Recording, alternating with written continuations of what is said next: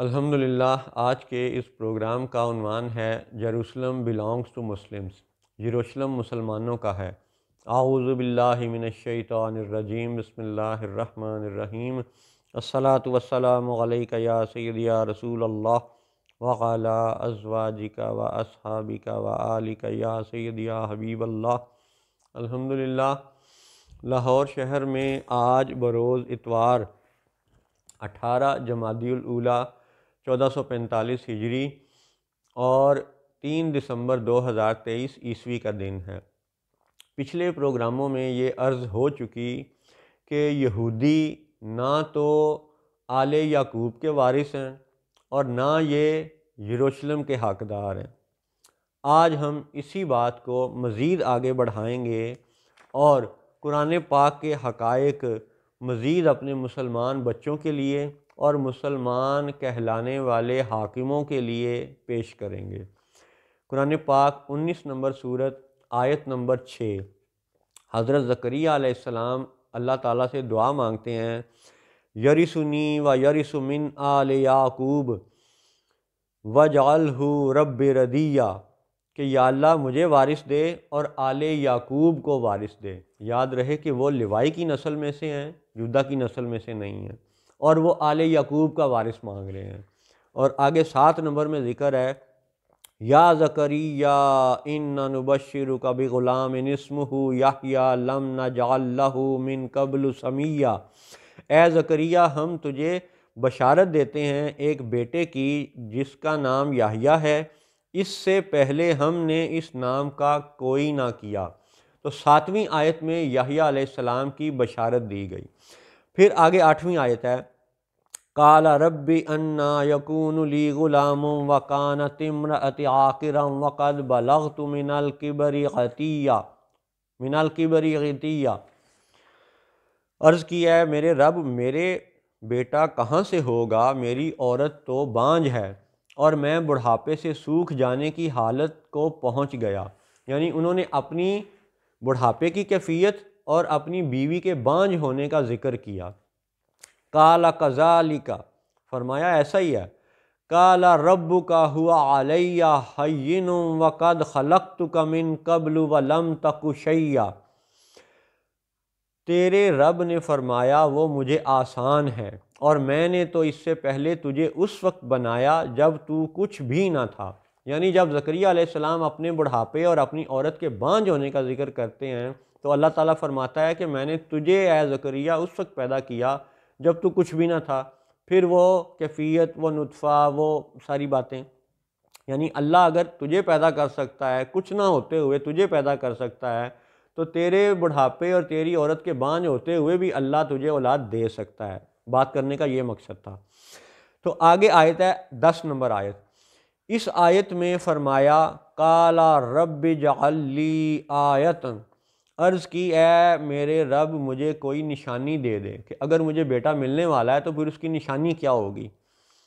قال آیتک الا تکلم الناس ثلاث لیال سویہ، رب تعالیٰ نے فرمایا تیری نشانی یہ ہے کہ تو 3 رات دن لوگوں سے کلام نہ کرے بھلا چنگا ہو کر۔ یعنی بے شک تمہارے پاس زبان موجود ہے لیکن لوگوں سے بات نہیں کرنی۔ ثلاث لیال سویہ، 3 دن تک تندرست ہوتے ہوئے بھی بات نہیں کرنی لوگوں سے، صبر کرنا ہے، خاموش رہنا ہے۔ اس خاموشی پہ تجھے اللہ تعالیٰ ایک بیٹا دے گا۔ اب آگے 11 نمبر آیت ہے اور یہ 11 آپ کو 9/11 کے حوالے سے یاد ہونا چاہیے کہ 11 ان کے ہاں بھی اہم ہے، ہمارے ہاں بھی اہم ہے۔ تو 11 نمبر آیت سنیے، فخرج علی قومہ من المحراب فاوحی الیہم ان سبحوا بکرۃ وعشیہ، تو اپنی قوم پر مسجد سے باہر آیا تو انہیں اشارہ سے کہا کہ صبح و شام تسبیح کرتے رہو۔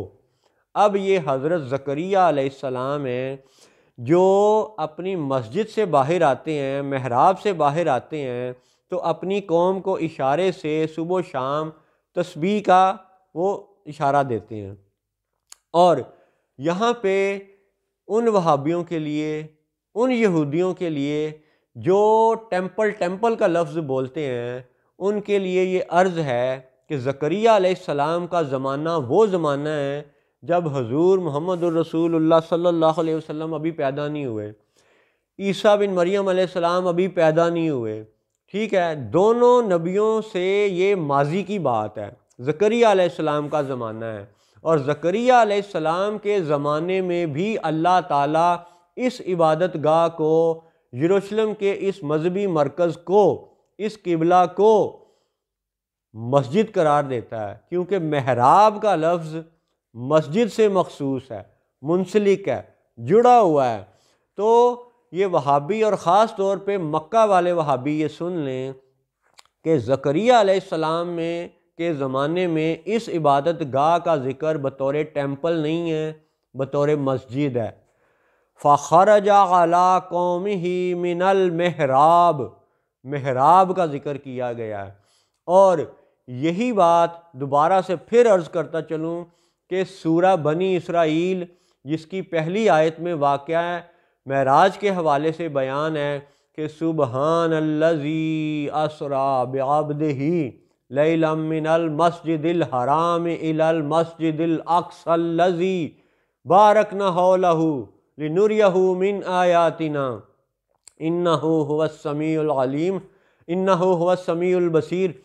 تو یہ جو سورہ بنی اسرائیل کی پہلی آیت میں ایک طرف مسجد الحرام کا ذکر ہے تو ایک طرف مسجد الاقصی کا ذکر ہے، یعنی جب حضور صلی اللہ علیہ وسلم نے یا حضرت عمر فاروق نے ابھی مسجد یروشلم فتح نہیں کیا تھا اور ابھی حضور مکہ میں جلوہ گر ہیں اور سفر معراج ہوتا ہے تو بھی اس کو مسجد ہی قرار دیا جاتا ہے، اور حضور کی پیدائش سے پہلے، عیسیٰ بن مریم علیہ السلام کی پیدائش سے پہلے زکریہ علیہ السلام کا زمانہ ہے، تو اس وقت بھی قرآن اس جگہ کو ٹیمپل قرار نہیں دیتا، ٹھیک ہے۔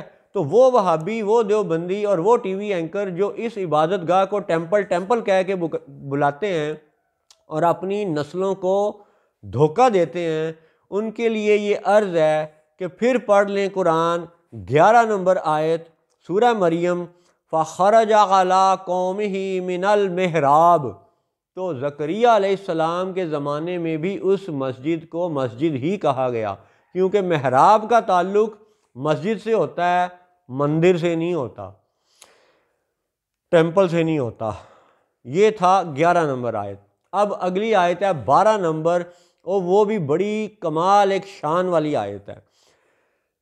12 نمبر آیت سورہ مریم، یا یحییٰ خذ الکتاب بقوۃ، اے یحییٰ کتاب کو مضبوط پکڑو، مضبوط تھامو، وآتیناہ الحکم صبیّا، اور ہم نے اسے دے دیا حکم، یعنی اللہ تعالیٰ یہ ارشاد فرماتا ہے کہ ہم نے یحییٰ کو حکم عطا فرما دیا۔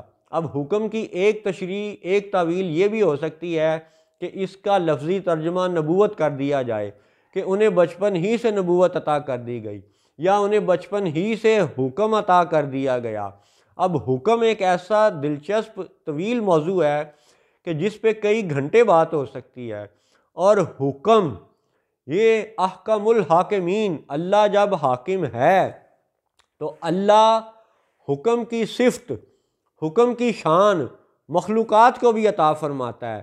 اس بات میں بھی وہابی عقیدوں کا رد ہے کہ نہیں جی اللہ کی صفتیں کسی دوسرے میں نہیں ہو سکتی۔ ارے اللہ کے بندو، اللہ خود فرماتا ہے کہ وہ زندہ، اور اس نے زکریہ کو یحییٰ کی بشارت دی۔ یحییٰ کا مطلب ہے زندہ، ٹھیک ہے، اللہ زندہ۔ تو یہ زندہ ہونا یہ بڑی کمال ایک نشانی ہے کہ اب یروشلم کا وارث زندہ نبی ہوگا، ٹھیک ہے۔ چلیں اور آگے بڑھتے ہیں، آیت نمبر 12 پھر پڑھیں، یا یحییٰ خذ الکتاب بقوۃ، اے یحییٰ قوت سے، مضبوطی سے کتاب کو تھامے رکھو، یعنی کتاب کی پیروی کرو۔ اب یہاں پہ اہم نقطہ یہ ہے کہ حضور پہ قرآن ابھی نازل نہیں ہوا، عیسیٰ پہ ابھی انجیل نازل نہیں ہوئی، تو پھر یہ کون سی کتاب کا ذکر ہے؟ اگر یہودی یہ کہیں کہ جی اس زمانے میں تورات تھی، اور مسلمان بھی اس بات کو اگر مان لیں کہ ہاں جی تورات کا ذکر ہو رہا ہے، ٹھیک ہے، تو اگر تورات کا ذکر ہے تو پھر ہمیں سورہ مریم کی آیت نمبر 6 پہ پھر سے غور کرنا پڑے گا کہ تورات موجود ہے اور یہودی موجود ہیں، اور حضرت زکریہ علیہ السلام یہ دعا مانگ رہے ہیں، یرثنی و یرث من آل یعقوب، یا اللہ مجھے بھی وارث دے اور آل یعقوب کو بھی وارث دے۔ اس کا مطلب ہے کہ اس وقت جو یہودی تھے وہ تورات کے فالوور نہیں تھے، وہ آل یعقوب کے وارث نہیں تھے، کیونکہ آیت نمبر 12 میں یا یحییٰ خذ الکتاب بقوۃ میں لفظ کتاب کو اگر تورات پر منطبق کیا جائے تو پھر یہ ماننا پڑے گا کہ یحییٰ علیہ السلام وہ تورات کے فالوور ہیں، یہ یہودی نہیں ہیں، ٹھیک ہے۔ اور یہ یحییٰ اور یہ زکریہ علیہ السلام، یحییٰ علیہ السلام یہ لیوائی کی نسل میں سے ہیں، جودا کی نسل میں سے نہیں ہیں۔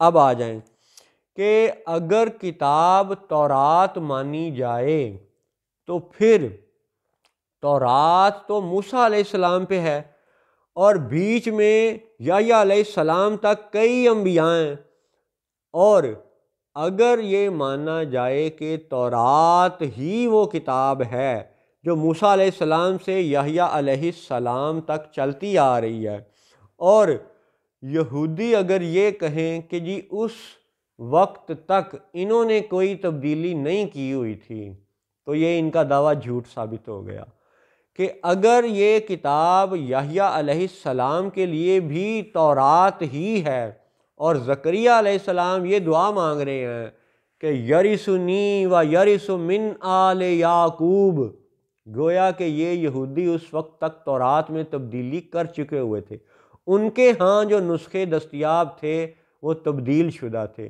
اور یہی بات جوئش انسائکلوپیڈیا کے 1 نہیں 2 نہیں 5 نہیں 10 نہیں 20 آرٹیکلز میں یہ بات لکھی ہوئی ہے، یہودیوں نے یہودیوں کے بارے میں لکھا ہوا ہے کہ انہوں نے ایسے لوگوں نے جو چڑھتے سورج کے پجاری تھے، جو حاکم وقت سے پیسہ لیتے تھے اور کتابوں کی تشریح و تعویل بدل دیتے تھے، آیات بدل دیتے تھے، تو یہودیوں کے بارے میں لکھتے ہیں کہ ایسے دین فروشوں نے کتابیں بدل دی تھیں۔ تو جب بدل دی تھیں تو پھر اس کا مطلب ہے کہ یا یحییٰ خذ الکتاب بقوۃ، کہ اے یحییٰ کتاب کو قوت سے تھامے رہو۔ تو پھر اگر وہ کتاب تورات ہے تو اس کا ایک انڈائریکٹ مطلب یہ نکلتا ہے کہ یہودی تورات کے اصل فالوور نہیں ہیں، تورات کے اصل فالوور ہیں زکریہ علیہ السلام اور یحییٰ علیہ السلام، جن کے لیے کتاب کا ذکر قرآن میں بھی موجود ہے۔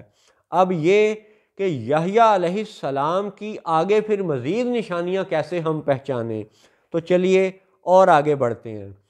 آیت نمبر 13، وَحَنَانًا مِّن لَّدُنَّا وَزَكَاةً وَكَانَ تَقِيًّا وَبَرًّا بِوَالِدَيْهِ وَلَمْ يَكُنْ جَبَّارًا عَصِيًّا۔ یہ آیات 13 اور 14 تلاوت ہوئیں۔ ان کا ترجمہ ہے کہ جب یحییٰ علیہ السلام کو کتاب مضبوط تھامنے کا حکم دیا گیا تو آگے 13 اور 14 نمبر آیت میں ان کی خصوصیات بیان کی گئیں۔ وَحَنَانًا مِّن لَّدُنَّا وَزَكَاةً، اور اپنی طرف سے مہربانی اور ستھرائی اور کمال ڈر والا تھا، یعنی وہ متقی تھے یحییٰ علیہ السلام، زکوٰۃ دیتے تھے اور مہربان تھے۔ مہربان شخص معصوم بے گناہ عورتوں بچوں کو قتل نہیں کرتا، ٹھیک ہے۔ پھر اور آگے 14 نمبر آیت میں فرمایا گیا وَبَرًّا بِوَالِدَيْهِ وَلَمْ يَكُنْ جَبَّارًا عَصِيًّا، کہ وہ اپنے والدین کی فرما برداری کرنے والے تھے، اچھا سلوک کرنے والے تھے۔ وَلَمْ يَكُنْ جَبَّارًا عَصِيًّا، اور جبار اور نافرمان نہ تھے، زبردست نہ تھے۔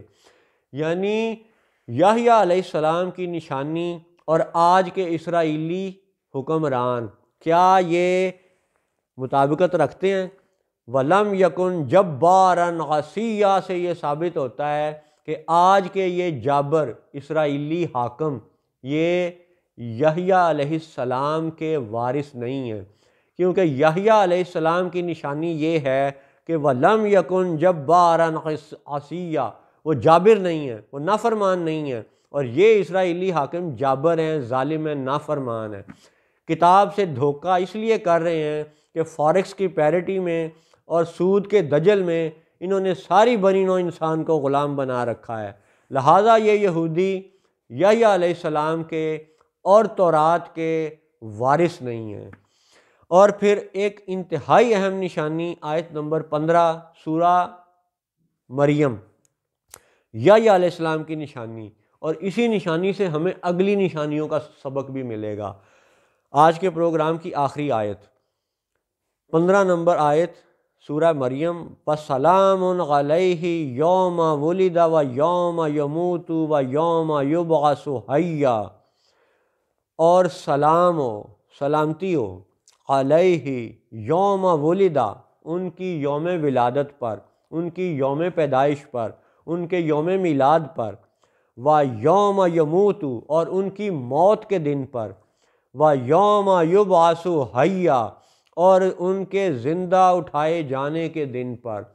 یہ ہے وہ خاص نشانی جہاں پہ ہم پچھلے پروگراموں سے بات کرتے کرتے یہاں تک پہنچے ہیں کہ زکریا علیہ السلام یرثنی و یرث من آل یعقوب کی دعا مانگتے ہیں، انہیں یحییٰ کی بشارت ملتی ہے، پھر یحییٰ پیدا ہوتے ہیں، پھر یحییٰ علیہ السلام کو کتاب مضبوط تھامے جانے کا حکم دیا جاتا ہے اور انہیں حکم عطا کر دیا جاتا ہے، وہ صاحب حکم بن جاتے ہیں، اور پھر 15 نمبر آیت میں تو کمال ہی نشانی بتا دی گئی کہ اب یروشلم کا وارث، اب تورات کا حقیقی وارث، اس کی نشانی کیا ہوگی؟